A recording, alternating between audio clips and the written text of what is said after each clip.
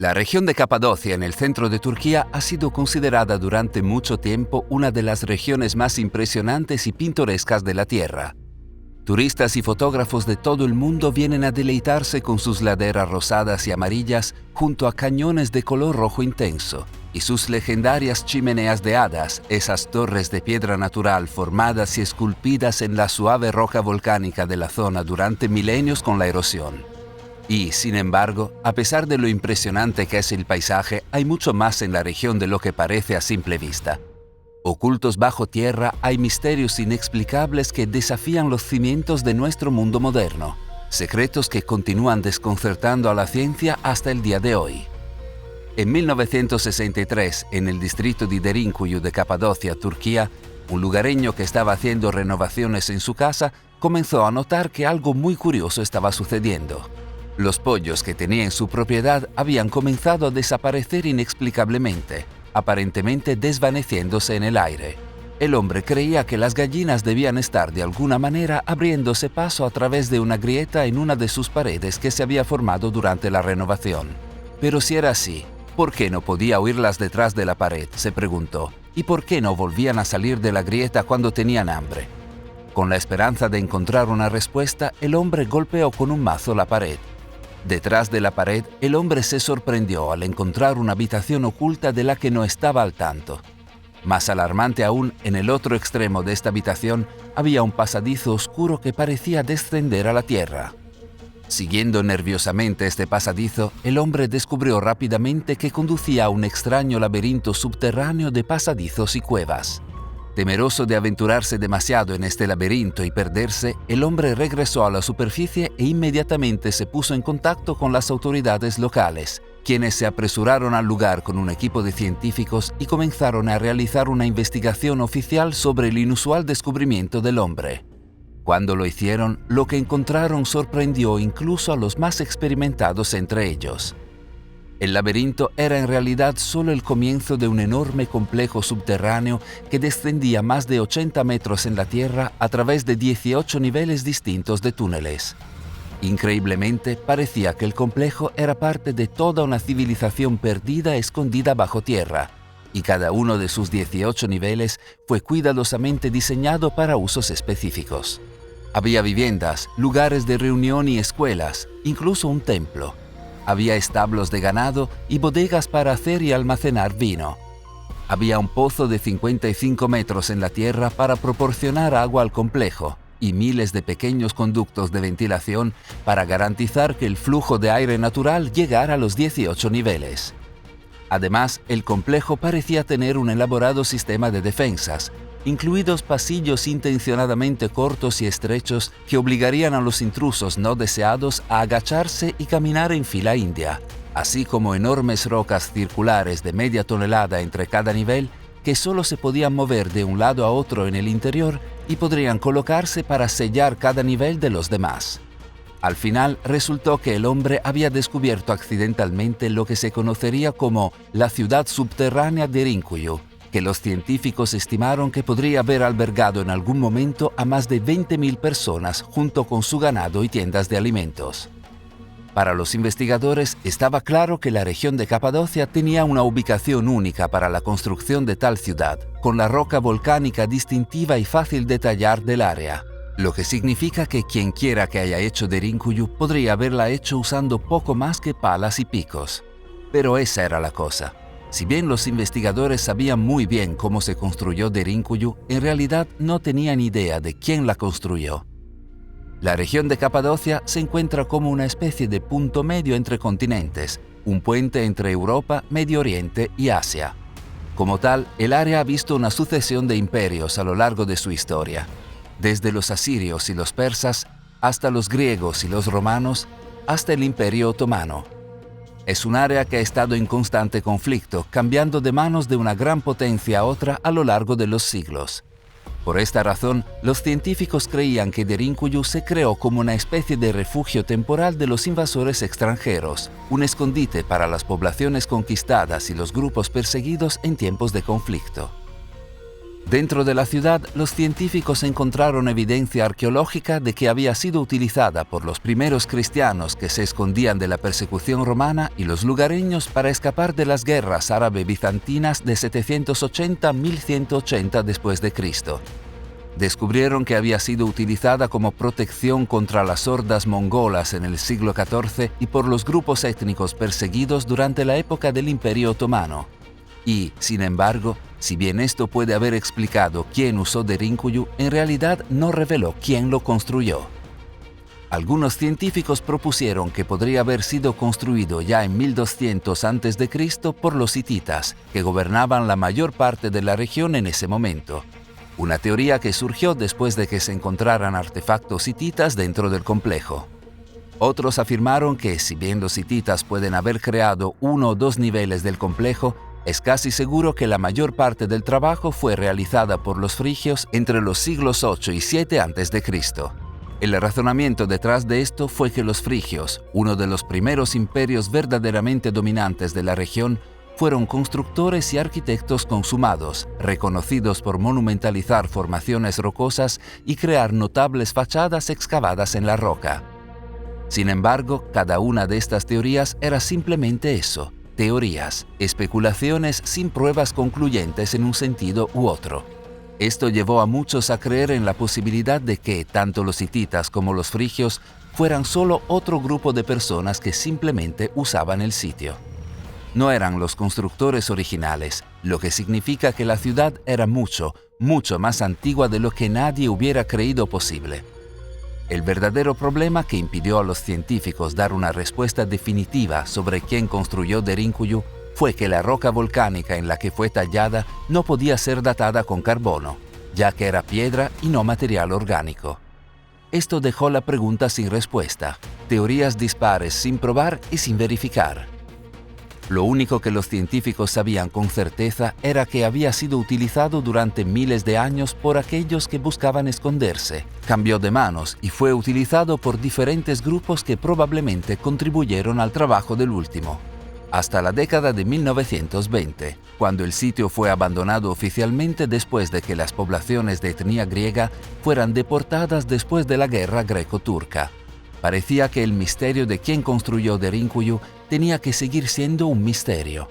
El sitio, solo otra maravilla inexplicable del mundo antiguo. Y tal vez ahí es donde habría terminado la historia, excepto que, en los años que siguieron, el misterio sería mucho más profundo y aún más desconcertante. Apenas un año después del descubrimiento de Derinkuyu, los trabajadores de la aldea de Kaymaklı, solo a unos kilómetros de distancia, descubrieron otro extraño laberinto de túneles subterráneos mientras excavaban en una colina conocida como la Ciudadela de Kaymaklı. A medida que se realizaron las excavaciones, se confirmaron sus sospechas. Se trataba de otro complejo urbano subterráneo, muy parecido a Derinkuyu. Había viviendas y almacenes, bodegas y establos, e incluso una cámara funeraria, todo conectado por más de 100 túneles excavados en el suelo, que podían ser cerrados por enormes rocas movidas sobre las entradas desde el interior. Si bien la ciudad subterránea de Kaymaklı no era tan grande como Derinkuyu, tenía un diseño extenso que en realidad la hacía más ancha. De cualquier manera, era otra construcción monumental escondida bajo tierra. A medida que se exploraba más, se descubrió algo aún más notable. En lo profundo del complejo de Kaymaklı había una serie de túneles que se extendían hasta Derinkuyu, a unos 8 kilómetros de distancia. No solo había dos ciudades subterráneas en Capadocia, sino que parecía que eran ciudades hermanas, conectadas físicamente y quizás construidas por los mismos constructores antiguos desconocidos. Por sí solo, esto planteó todo tipo de preguntas, pero de hecho, los descubrimientos no terminaron allí. En 1972, a unos 56 kilómetros al norte de Derinkuyu, en el pueblo de Özkonak, un agricultor local se perturbó cuando notó que el agua que le estaba dando a sus cultivos parecía desaparecer en el suelo. Inspeccionando sus campos en un intento de encontrar la fuente del problema, el granjero se encontró con una cámara subterránea oculta bajo tierra. Con los descubrimientos en Derinkuyu y Kaymaklı solo unos años antes, todavía frescos en la mente, el agricultor se puso en contacto con las autoridades locales para examinar más a fondo la cámara. Cuando lo hicieron, descubrieron que una vez más se abría para revelar un enorme complejo urbano subterráneo que descendía unos 40 metros en el suelo a través de 10 niveles cuidadosamente construidos. Al igual que Derinkuyu y Kaymaklı, la ciudad subterránea de Özkonak contenía viviendas y áreas de almacenamiento, establos y bodegas, un pozo y un sistema de ventilación y puertas de piedra rodantes. Curiosamente, también contenía un sistema de comunicación rudimentario que permitía que cada nivel se comunicara con el de arriba o el de abajo, así como agujeros perforados en la piedra sobre la entrada de cada nivel que permitirían verter aceite caliente sobre los intrusos. Si bien Özkonak era marginalmente más pequeña que las otras ciudades subterráneas encontradas anteriormente, su descubrimiento planteó preguntas más interesantes. A 56 kilómetros de distancia, ¿había sido construido por los mismos constructores? Y si es así, ¿por qué las características adicionales? Además, ¿podría estar conectado como los otros dos por túneles subterráneos? Independientemente de las respuestas, lo que estaba claro era que el misterio iba más allá de una pequeña área que rodeaba Derinkuyu. De hecho, a medida que pasaban los años y se realizaban más investigaciones, los científicos comenzaron a darse cuenta de que había todo un mundo subterráneo debajo de Capadocia. En casi todas las aldeas de la región había al menos una estructura excavada en la roca bajo tierra, la mayoría de ellas pequeñas, solo una o dos habitaciones, pero que indicaban una predisposición generalizada a la construcción subterránea. A los científicos les pareció que toda una civilización subterránea había existido en algún momento en la región de Capadocia, centrada alrededor de los centros de las ciudades en Kaymaklı y Özkonak y la capital de facto en Derinkuyu. Esta teoría se mantuvo hasta los tiempos modernos, cuando sin previo aviso todo lo que los científicos pensaban que sabían se reveló incorrecto. En 2012, la Administración de Desarrollo de la Vivienda de Turquía lanzó un proyecto de transformación urbana en la ciudad de Capadocia de Nevşehir, que demolería viejos edificios decrépitos cerca de la fortaleza de Nevşehir de la era bizantina de la ciudad y los reemplazaría con nuevas construcciones modernas. Cuando comenzó el proyecto, los trabajadores comenzaron a descubrir una serie de túneles subterráneos que conducían por debajo de la fortaleza. Habían pasado 40 años desde el último descubrimiento de una ciudad subterránea en Capadocia, por lo que los trabajadores asumieron que seguramente esto no podría ser lo que estaban descubriendo. Pero fue tras un examen más detenido que pareció que, una vez más, se había encontrado un enorme complejo subterráneo de tipo urbano. Al igual que las ciudades de Derinkuyu, Kaymaklı y Özkonak, esta nueva ciudad contenía muchas de las mismas características. Las habitaciones, los establos, los sótanos, los sistemas de agua y ventilación y las enormes puertas de piedra.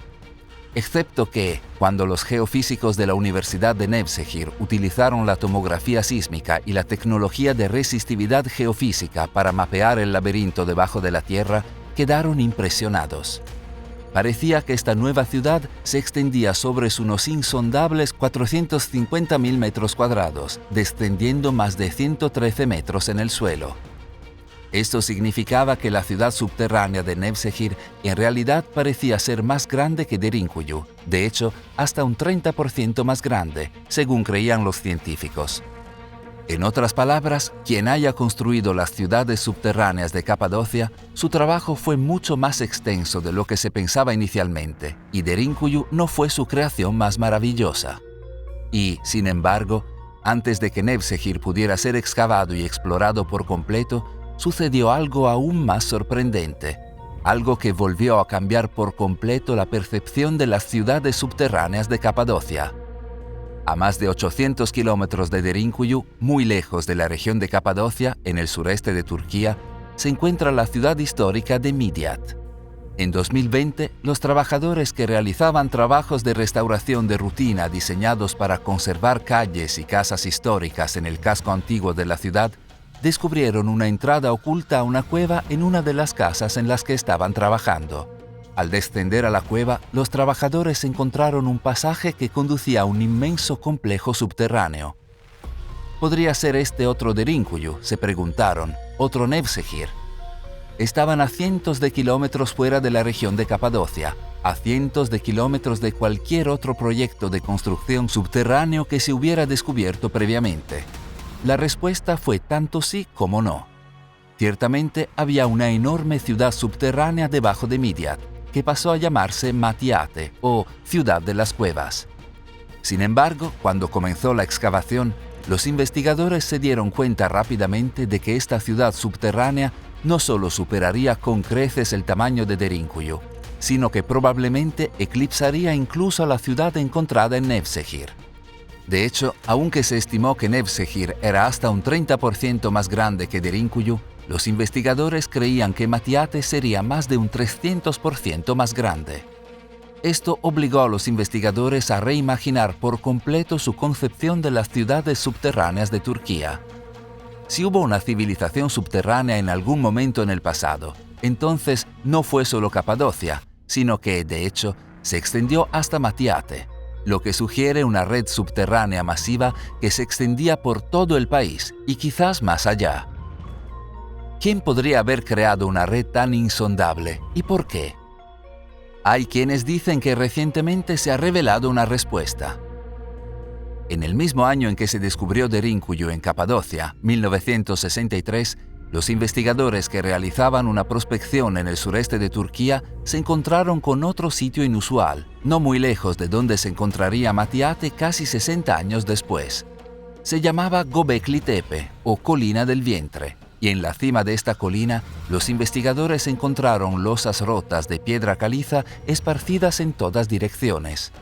Por curioso que fuera esto, los investigadores creían que el sitio era poco más que un cementerio medieval, por lo que simplemente tomaron nota y siguieron adelante. No fue hasta 1994 que el sitio sería revisado por un arqueólogo alemán llamado Klaus Schmidt, durante su propio estudio de sitios en la región. A diferencia de los que le precedieron, no se limitó a tomar nota de Göbekli Tepe y seguir adelante, sino que inmediatamente creyó que el sitio era algo especial. Lejos de ser simplemente un cementerio medieval, según Schmidt, quedó claro de inmediato que se trataba de un sitio gigantesco de la Edad de la Piedra. Cuando comenzó la investigación, se demostró que Schmidt tenía razón y, de hecho, iría mucho más allá de lo que él imaginaba. Enterrados debajo de la superficie de la colina, había una serie de megalitos de hasta 5,5 metros de alto y un peso de hasta 50 toneladas, dispuestos en patrones circulares y cubiertos con tallas detalladas de figuras humanoides, animales y símbolos abstractos. Aún más importante y sorprendente, el sitio fue fechado por carbono entre 9600 y 8200 a.C., lo que lo hace al menos 5000 años más antiguo que Stonehenge. Simplemente, Göbekli Tepe fue el hogar de los megalitos conocidos más antiguos del mundo. Pero, ¿quién había existido en el pasado para crear algo tan increíble? ¿Quién movió los bloques de 50 toneladas de Göbekli Tepe y los grabó con tallas tan detalladas? Como dijo Schmidt, estamos 6000 años antes de la invención de la escritura aquí. El misterio solo se profundizó a medida que continuaba el estudio en el sitio. En 2014, los investigadores que excavaron más profundamente en el sitio descubrieron evidencia de un asentamiento durante todo el año. Esto implicaba que los constructores de Göbekli Tepe no habían sido simplemente cazadores-recolectores nómadas que habían construido un monumento en medio de la nada, como se suponía, sino una civilización establecida, más antigua que cualquiera de las registradas. ¿Quién era esta civilización?, se preguntaban los científicos, y por qué no había aparecido antes en nuestros libros de historia. Hasta el día de hoy, la investigación continúa, aunque el sitio es tan delicado que apenas se ha excavado un 5%. A medida que se descubra más y más en los próximos años, ¿qué nuevas revelaciones surgirán sobre el sitio y la misteriosa civilización que lo construyó? Además, algunos se preguntan por qué lo habrían construido y por qué se habría puesto tanto esfuerzo en un proyecto de construcción tan masivo en el pasado. Para muchos, responder al por qué tendría profundas implicaciones en nuestra comprensión del desarrollo humano. Algunos creen que Göbekli Tepe demostrará haber sido un sitio religioso para una de las religiones más antiguas del mundo. El propio Schmidt lo llamó el primer lugar sagrado construido por humanos y una catedral en una colina. mientras que otros especulan que podría haber sido el primer observatorio astronómico del mundo alineado con la estrella Sirio. En cualquier caso, las implicaciones serían sustanciales. Pero de hecho, en 2017, dos científicos dieron una respuesta diferente e incluso más significativa. Ese año, los ingenieros químicos Martin Sweatman y Dimitrios Tsikritsis comenzaron a examinar la famosa piedra del buitre de Göbekli Tepe, un pilar intrincadamente tallado con representaciones de diferentes animales, figuras y diseños, que desconcertó a los científicos durante mucho tiempo. Los dos hombres creían que la piedra del buitre estaba, en palabras de Sweatman, codificando algún tipo de información. Y tras un examen más detenido, pensaron que sabían cuál era esa información. Propusieron que los animales representados en el pilar eran, de hecho, representaciones zodiacales de constelaciones antiguas, un escorpión como Escorpio, una figura parecida a un pato como Libra, un lobo como Lupus, etc., cada uno dispuesto alrededor de una forma circular en el centro que representa al Sol. De esta manera, Sweatman y Tsikritsis creían que la piedra del buitre proporcionaba un sello de fecha para algún tipo de evento en la historia humana. Las tallas registraban un tiempo en el pasado cuando las constelaciones estaban dispuestas como estaban en la piedra. Pero, ¿qué pudo haber sido este evento? Sweatman y Tsikritsis creían que la piedra del buitre también proporcionaba una respuesta para eso. Declararon que la serie de símbolos cuadrados cerca de la parte superior del pilar con líneas extrañas que descienden de ellos representan los fragmentos de un cometa que cae a la Tierra, mientras que el hombre sin cabeza en la esquina inferior derecha simboliza el desastre y la pérdida de vidas que estos fragmentos trajeron a la Tierra. Como propusieron en su artículo seminal en la revista Mediterranean Archaeology and Archaeometry, la piedra del buitre era un memorial de este evento devastador, probablemente el peor día en la historia desde el final de la Edad del Hielo. Su evidencia más interesante e importante de que esto era cierto no fue simplemente su interpretación de las tallas antiguas, sino lo que sucedió cuando trataron de determinar cuándo había tenido lugar este cometa propuesto. Si las tallas registraban una fecha específica según la alineación de las constelaciones, entonces, ¿cuál era esta fecha? Usando software de ordenador, Sweatman y Tsikritsis habían determinado 3 momentos en el pasado en los que las constelaciones estaban alineadas como se muestra en la piedra del buitre. 4.350 a.C., 10.950 a.C. y 18.000 a.C. ¿Por qué era esto tan importante? Porque el año 10.950 a.C. se correspondía perfectamente con algo llamado el evento Younger Dryas. Younger Dryas fue un evento de 1.300 años hace aproximadamente 12.900 a 11.600 años, en el que la Tierra atravesó un periodo de enfriamiento global que empujó a muchas partes de la Tierra a condiciones de edad de hielo.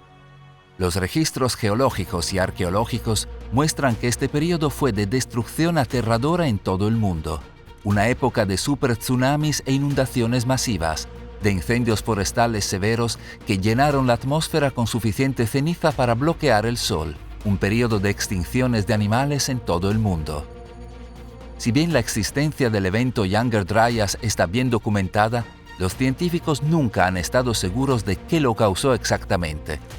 Una de las principales hipótesis que ha existido durante mucho tiempo es que el evento Younger Dryas fue causado por la explosión de un cometa en la atmósfera de la Tierra, acribillando el planeta con fragmentos, el más grande de los cuales se habría estrellado contra las capas de hielo que cubrían América del Norte en ese momento, vaporizándolos instantáneamente y dejando fuera de control a todo el ecosistema de la Tierra.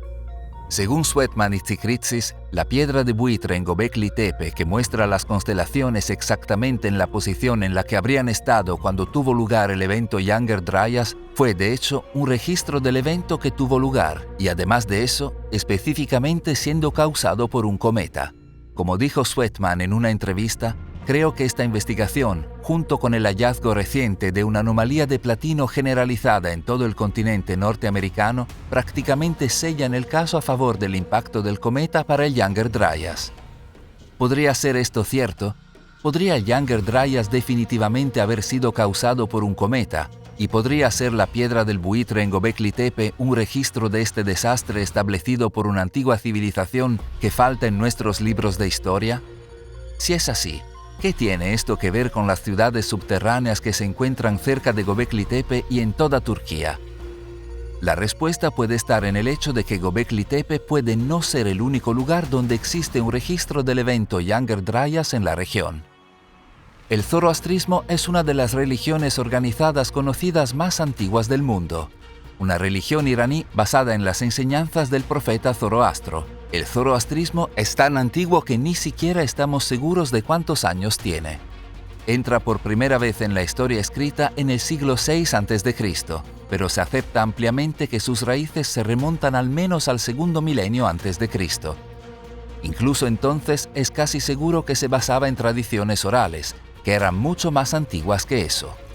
Por antiguo que sea, se sabe que el zoroastrismo fue el primero en introducir y codificar conceptos como el cielo y el infierno, el juicio después de la muerte, el mesianismo, los ángeles y los demonios, y la cosmología dualista del bien y el mal. De hecho, está bien establecido que el zoroastrismo influyó en las religiones abrahámicas del judaísmo, el cristianismo y el islam, así como en el budismo y el hinduismo, e incluso en la filosofía griega. De hecho, muchas de las historias fundacionales de estas tradiciones son simplemente recuentos de cuentos zoroastrianos más antiguos. Solo mira la historia bíblica del Arca de Noé, que es un recuento relativamente sencillo de la historia zoroastriana de Yima. En Vendidad, un texto fundacional del zoroastrismo, un hombre llamado Yima recibe una advertencia de una catástrofe inminente que acabará con las poblaciones humanas y animales de la tierra. En lugar de una inundación, como en la historia de Noé, la catástrofe de Yima será una congelación profunda.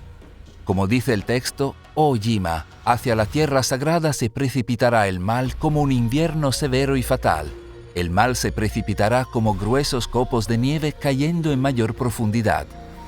En lugar de un arca, se le indica a Yima que construya un asentamiento subterráneo de varios niveles, una ciudad autosuficiente con agua y plantas, una ciudad autosuficiente con agua y plantas, y traiga a ella 2000 parejas humanas y todo tipo de animales. Allí Yima permanecerá, como lo hizo Noé en su arca, esperando que pase la helada que acabaría con el resto de la tierra. La historia termina con la gente de Yima resurgiendo de esta ciudad subterránea después de muchas generaciones, habiendo sobrevivido al invierno fatal y repoblando así la tierra. Aquí se puede hacer una pregunta simple. ¿No suena esto como un grupo que sobrevivió a la profunda congelación de 1300 años del Younger Dryas? Da un paso atrás y comienza a juntar las piezas del rompecabezas. El zoroastrismo es una religión iraní. Irán, por supuesto, comparte frontera con Turquía. Debido a que los primeros textos escritos de la religión fueron casi seguramente compuestos a partir de tradiciones orales que eran mucho más antiguas, es claramente posible que contengan las tradiciones e historias de Turquía, así como también de Irán. Es entonces posible que las ciudades subterráneas que se encuentran en Turquía se hayan construido como refugios subterráneos para sobrevivir a los eventos climáticos extremos del Younger Dryas, como se registra en el antiguo texto zoroastriano de Vendidad. Y si es así, entonces tal vez sea posible que, habiendo sobrevivido a la congelación profunda, los humanos regresaran a la superficie y recordaran su supervivencia en el monumento Göbekli Tepe, incluso brindando un registro de la fecha exacta en que ocurrió el evento a través de una alineación astronómica específica tallada en la piedra del buitre. Piensa en lo que esto significaría. Una prueba de la existencia de una civilización antigua avanzada antes del evento Younger Dryas hace más de 12.000 años, mucho antes de cualquier civilización registrada en nuestros libros de historia en la actualidad. No es una exageración decir que esto daría la vuelta al mundo científico y cambiaría nuestra comprensión de la civilización humana, de dónde venimos y cómo nos desarrollamos.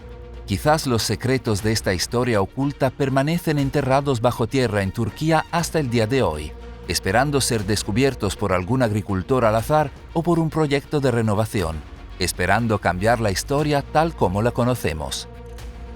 Pero en uno de nuestros vídeos anteriores, el de la enigmática pirámide de Gunung Padang en Indonesia, mostramos que Turquía no es el único lugar donde existieron civilizaciones avanzadas anteriores al Younger Dryas, así que asegúrate de verlo.